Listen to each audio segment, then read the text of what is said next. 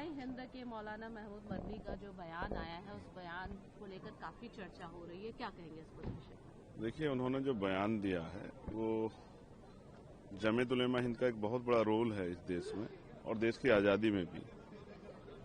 जब बहुत सारे लोग आजादी की जंग में भाग रहे थे, लड़ना नहीं चाहते थे, जेलों से डर रहे थे, बलिदान से डर रहे थे, तो जमीयत उलमा हिंद ने एक बहुत बड़ा रोल अदा किया है। चाहे सविनय अयोग्य आंदोलन हो या ऐसा योग आंदोलन हो या कोई और आंदोलन जो है उस समय में जो चले हैं, उनमें जमीयत उलमा हिंद का एक बहुत बड़ा रोल रहा है। भारत की आजादी में उनके उस पूरे परिवार का एक बहुत बड़ा रोल है। उनके यहां से बलिदान भी हुए, जेलें भी उन लोगों ने काटी हैं। और इतने बड़े जिम्मेदार मूवमेंट के लोग कोई गलत बयान नहीं दे सकते। उन्होंने जो बयान दिया है वो जिहाद जिस वर्ड को कहा गया वो अरबी भाषा का वर्ड है और उसका हिंदी अर्थ है जद्दोजिहाद, यानी कि जुल्म के खिलाफ लड़ाई। मैं हूं देश का कोई भी व्यक्ति, जब उन पे जुल्म होता है तो वही कहता है हम जुल्म के खिलाफ लड़ेंगे। बीजेपी के नेता तो बहुत भड़काऊ भाषण देते हैं, कोई कहता है धर्म युद्ध होगा, कोई हिंदू राष्ट्र बनाने की तरफ अग्रसर है। उन्होंने जो बयान दिया है, उन्होंने बयान दिया है कि जिस तरह से मुसलमानों पर जुल्म हो रहा है तो उनको इस जुल्म का संवैधानिक दायरे में जो है विरोध करना चाहिए और ये कॉन्स्टिट्यूशनल राइट है। आपको जानकारी होगी, रेस में रुमाल तहरीक वहां से चली जिसमें हजारों जो है मुस्लिम जो स्कॉलर जो है उन्होंने बलिदान दिया देश की आजादी के लिए, जिनका इतना बड़ा रोल है।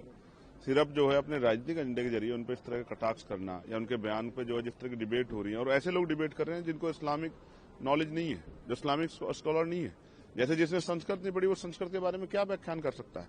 तो सिर्फ राजनीतिक एजेंडे से उनको करना, मैं इस बात से सहमत हूं। उनका जो बयान है वो हक पे है, जरूरी बयान है, अपने लोगों को आगे बढ़ाने का, उनको सही रास्ता दिखाने की इजाजत संविधान देता है। और अगर कोई संवैधानिक दायरे में कोई काम कर रहा है तो उसका हम लोग समर्थन करते हैं। मैं नहीं चाहता इस तरह की डिबेट हो, लेकिन जिस तरह की डिबेट की जा रही है उससे ये साफ हो रहा है कि वो एक राजनीतिक एजेंडे के जरिए की जा रही है। उनका जो बयान है और जिस विषय को लेकर पूरा बयान, वो सही है और मैं उनके बयान का समर्थन करता हूँ।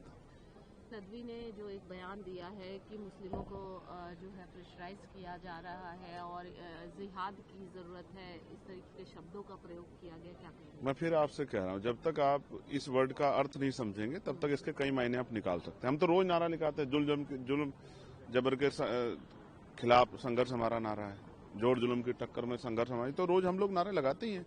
और देश की आजादी में कितने ऐसे नारे लगे, अंग्रेज भी इसी तरह का सलूक करते थे। जब हम अंग्रेजों के खिलाफ हमारे पूर्वज देश की आजादी का नारा लगा तब भी इसी तरह का सलूक होता। आज भी, आज तो कॉन्स्टिट्यूशन राइट देता है ना। तो जिस तरह का आपके सामने धार्मिक आजादी जिस तरह छीनी जा रही है, कोई कहता है इनको भगा दो, कोई कहता है पाकिस्तान छोड़ के आओ, कोई इस तरह के शब्दों का प्रयोग होता है, तो ऐसे में जिम्मेदार सरकार की है कि वो इंटरनल ऐसे लोगों पर रोक लगाए। कहाँ रोक लग रही है? कोई दाढ़ी पकड़ के मार देता है, कोई टोपी उतार के मार देता है, कोई धर्म के नाम पे मार देता है, कोई पशु के नाम पे मार देता है। वो भी तो इंसान है ना। हम अपने देश के नागरिक पर ऐसा माहौल क्यों बना रहे हैं? इसकी जिम्मेदारी कौन लेगा? लॉ एंड ऑर्डर मेंटेन करने की जिम्मेदारी किसकी है? सेंटर में होम मिनिस्टर की है, स्टेटों में जो है मुख्यमंत्री की है, डीजीपी की है। कोई पूछना क्यों नहीं चाहता? लेकिन इस तरह की चीजें जो है वो देश के लिए अच्छी नहीं है। देश की जो है संप्रभुता पे, देश की एकता अखंडता पे खतरा जो पैदा किया जा रहा है, इस पर सरकार को संज्ञान लेना चाहिए।